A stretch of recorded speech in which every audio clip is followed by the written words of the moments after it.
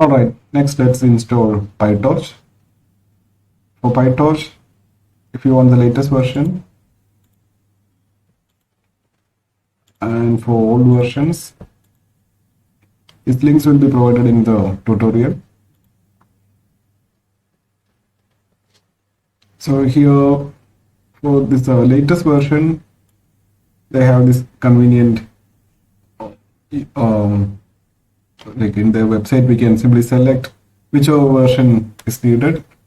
We can select that, and for old versions, we can go to this other site. Okay, so if you have CUDA 11.7, 11.8, then this is fine. Or if you have CPU, then also this latest TensorFlow or latest Torch Fusion and Torch you can use. But if you have a little old CUDA version, for example, I have 11.6. In that case, I need to make use of this old versions of PyTorch. And here, what we can do is just search for your CUDA version 11.6, then 11.6. Yeah, this way, here we have Linux or Windows, CUDA 11.6. Then this is the counter command. And here 11.6, and this is the corresponding virtual environment pip command. So you can copy this command.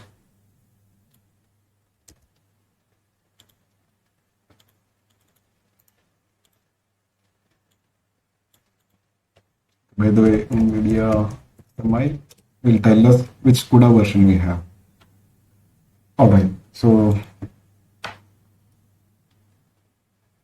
okay, I have one virtual environment in my home directory, and I have modified this bash RC such that whenever I open a terminal, it will by default source the virtual environment in the root directory. So let me just source this PNV. Alright, now list. Okay, we have TensorFlow already installed. Now we need Torch. So for that we can give this command.